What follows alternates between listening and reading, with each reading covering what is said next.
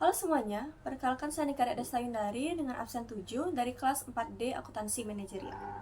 Di sini saya akan mempresentasikan terkait perbedaan antara data dan informasi, diagram arus data dari siklus produksi, serta analisis kasus dari UMKM. Nah, yang pertama itu terkait antara perbedaan data dan informasi, di mana data merupakan sebuah fakta mentah, angka ataupun catatan yang belum diproses dan diberikan makna. Nah, data ini seringkali tersebar dan tidak dapat digunakan secara langsung untuk mendukung pengambilan keputusan. Sedangkan informasi merupakan data yang telah diproses, telah diatur dan diinterpretasikan sehingga menjadi bermakna dan berguna.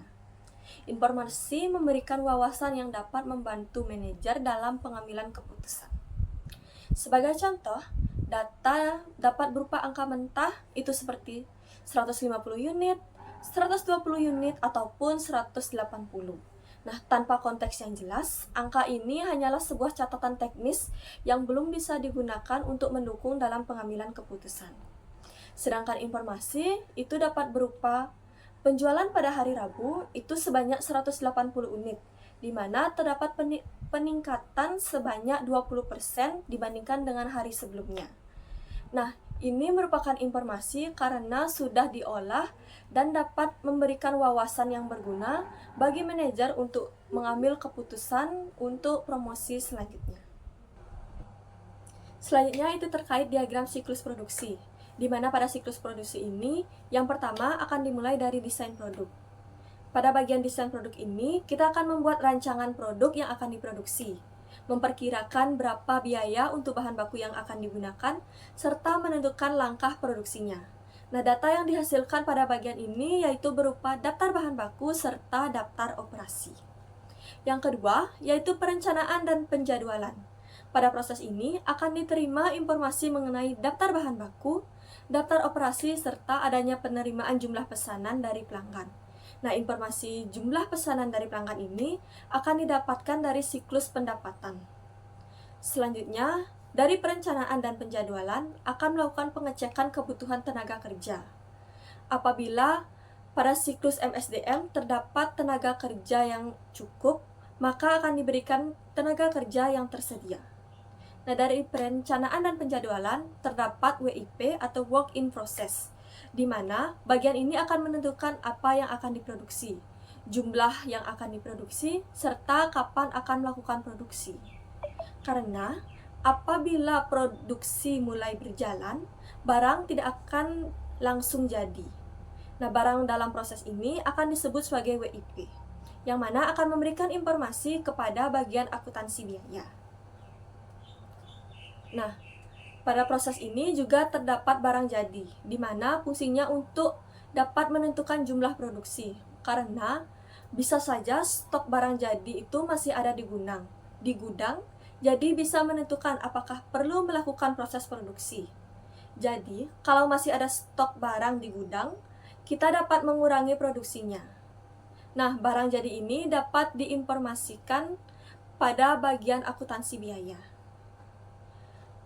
Jadi, untuk bagian perencanaan dan penjadwalan terdapat beberapa informasi, yaitu yang pertama mengenai daftar bahan baku, yang kedua itu daftar operasi, yang ketiga itu barang jadi yang tersisa, yang keempat itu tenaga kerja yang tersedia, yang kelima yaitu jumlah pesanan pelanggan, serta yang keenam yaitu perkiraan penjualan. Nah, selanjutnya itu informasi tadi akan dibawa kepada siklus pengeluaran, di mana kita akan mengajukan permintaan pembelian. Nah, siklus pengeluaran akan melakukan pengecekan daftar bahan baku yang kita perlukan. Lalu, pesanan akan dikerjakan oleh bagian operasi produk. Yang ketiga yaitu operasi produk. Di bagian ini terdapat beberapa dokumen dari proses produksi. Yang pertama yaitu berupa pesanan produksi, dan yang kedua yaitu permintaan bahan baku dan kartu pemindahan. Pada bagian ini, fungsi dari WIP itu dipakai untuk menunjukkan bahwa barang sedang dikerjakan dalam proses produksi. Selanjutnya, ketika proses operasi produk terjadi, akan terdapat kartu jam kerja atau biaya tenaga kerja, kartu pemindahan untuk pencatatan, serta mengawasi perpindahan barang dalam proses produksi.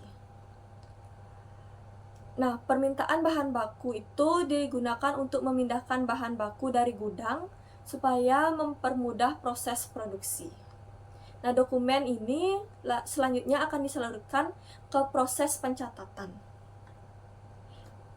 Yang keempat itu siklus akuntansi biaya. Pada siklus akuntansi biaya ini terdapat pencatatan serta penghitungan semua biaya yang terjadi selama proses produksi. Nah, bagian ini akan diterima informasi dari bahan baku, daftar operasi, WIP, biaya tenaga kerja, kartu jam kerja, kartu pemindahan, serta permintaan bahan baku. Serta terdapat pula informasi mengenai biaya bahan baku dan overhead. Pada akuntansi biaya ini terdapat dua bagian. Yang pertama yaitu manajemen, yang mana terdapat laporan dan sistem buku besar, serta pelaporan yang akan berisi harga pokok produksi.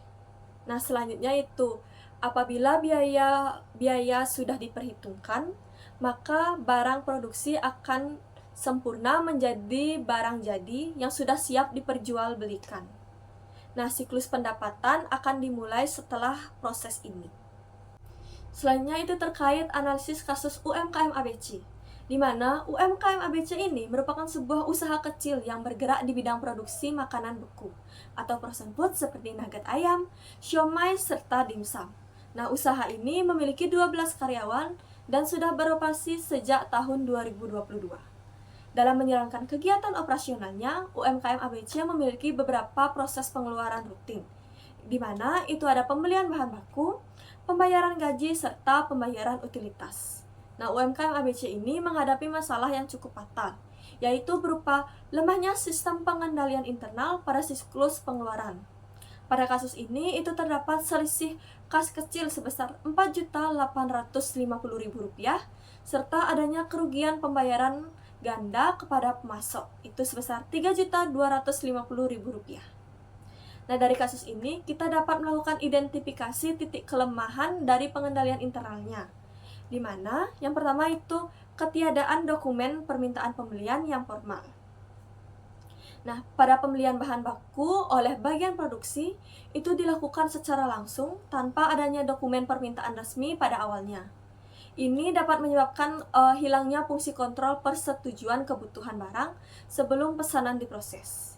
Yang kedua yaitu adanya pencampuran fungsi pekerjaan, di mana staf administrasi itu memegang otoritas ganda yang cukup berisiko, di mana staf administrasi memegang fungsi untuk membuat dokumen purchase order atau PO serta melakukan pencatatan akuntansi.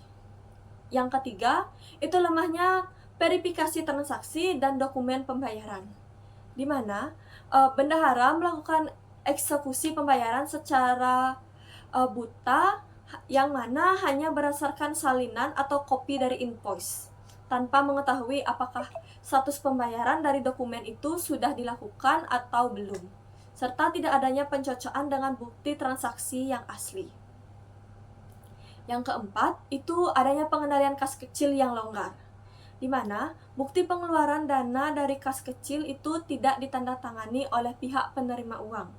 Selain itu, juga pencatatannya dilakukan secara tidak baik dengan adanya label global biaya operasional tanpa adanya rincian barang yang jelas.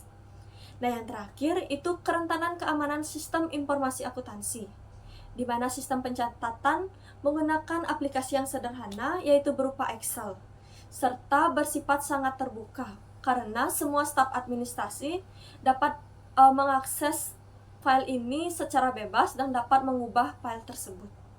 Nah, kerentanan ini juga diperparah dengan ketidakadanya cadangan data atau backup data, sehingga hilangnya jejak aktivitas penggunaan atau log perubahan. Nah, selanjutnya yaitu hubungan dari setiap kelemahan dengan komponen KOSO yang relevan.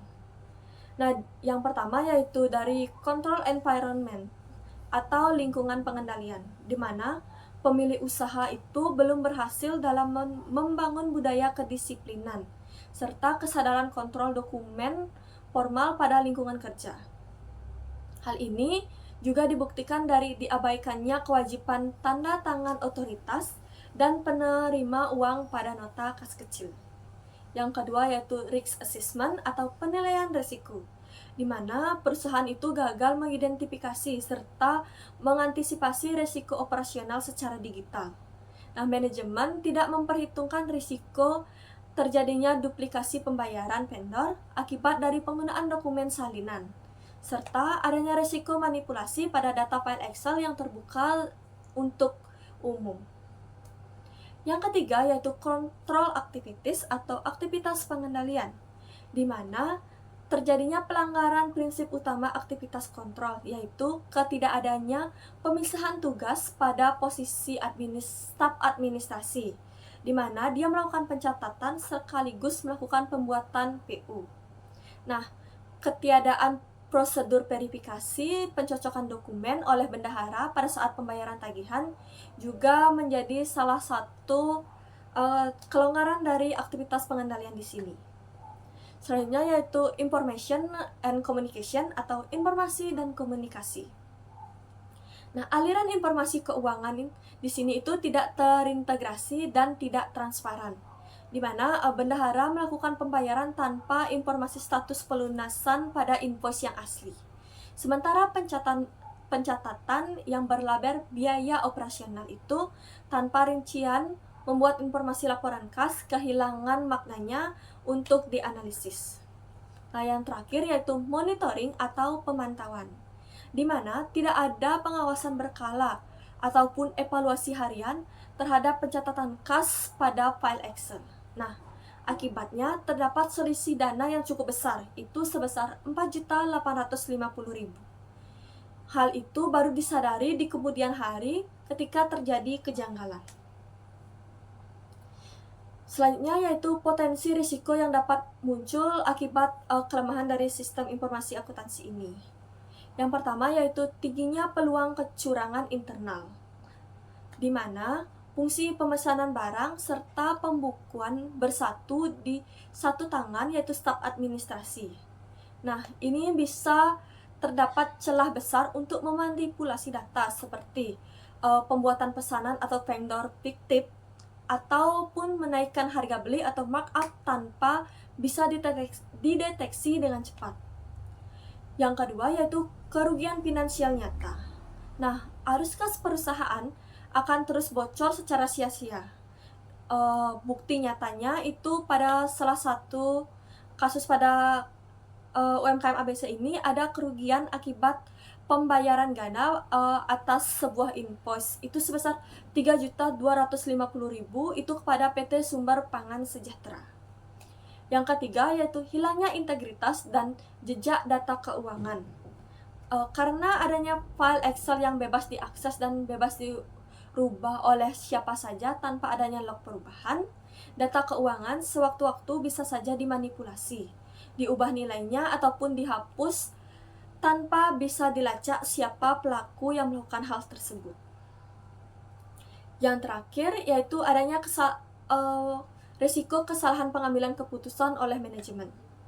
Nah, adanya selisihan kas besar serta biaya operasional yang tidak dirinci ini bisa saja menyebabkan pemilik usaha kesulitan dalam melakukan analisis pos pengeluaran mana yang lebih boros. Nah, ini beresiko untuk memicu kesalahan dalam penghitungan harga pokok produksi atau HPP, serta dalam penetapan harga jual makanan beku ini. Selanjutnya itu rekomendasi terkait perbaikan yang realistis untuk UMKM ini. Nah, mengingat keterbatasan jumlah SDM pada UMKM ABC ini, yang mana hanya terdapat 12 karyawan. Nah, rekomendasi ini dirancang agar praktis, hemat biaya, namun juga tetap efektif untuk menciptakan fungsi saling silang atau check and balance. Rekomendasi pertama yaitu penerapan pemisahan tugas sederhana, di mana melakukan tarik kembali fungsi pembuatan dokumen PO dari wewenang staf administrasi. Nah, biarkan staf administrasi itu fokus sepenuhnya pada fungsi pencatatan akuntansi. Nah, fungsi pembuatan PO ini atau persetujuan pembelian sebaiknya bisa dialihkan secara langsung kepada pemilik usaha atau kepada bagian produksi untuk memutus rantai kendali secara tunggal. Rekomendasi kedua yaitu kebijakan invoice asli atau stempel lunas. Nah, untuk ini dapat dibuat sebuah aturan yang tegas bahwa bendahara dilarang secara keras untuk mencairkan dana hanya berdasarkan dari salinan atau kopi invoice. Nah, bendahara di sini wajib memegang invoice aslinya dan langsung memberikan stempel atau tulisan tangan yang mencolok serta dibaca dengan mudah yang bertuliskan lunas atau paid serta tanggal pada pelunasan.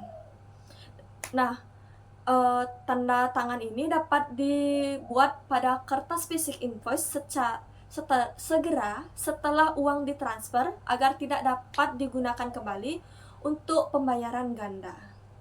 Rekomendasi ketiga yaitu reformasi pengelolaan kas kecil dengan sistem dana tetap atau invest system. Nah, kita dapat menetapkan platform saldo kas kecil yang tetap, seperti misalnya itu 5 juta. Nah, setiap pengeluaran sekecil apapun wajib menyertakan nota resmi, serta wajib ditandatangani oleh pihak penerima uang. Pengisian kas kecil juga dilakukan oleh bendahara. Ini baru boleh dilakukan apabila total fisik uang tunai dan total nominal nota rincian pengeluaran sudah dihitung secara pas dan cocok. Rekomendasi terakhir yaitu proteksi data elektronik dan pencadangan atau backup secara rutin.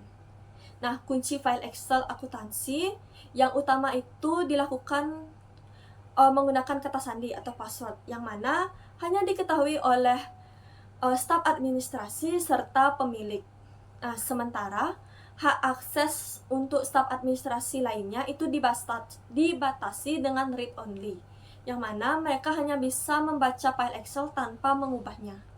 Nah, wajibkan staf administrasi pada UMKM ini untuk melakukan pencadangan otomatis file. Nah, file ini akan dicadangkan ke Google Drive secara rutin. Google Drive yang digunakan yaitu Google Drive milik perusahaan. Mungkin bisa dilakukan setiap sore ataupun sebelum jam operasional berakhir.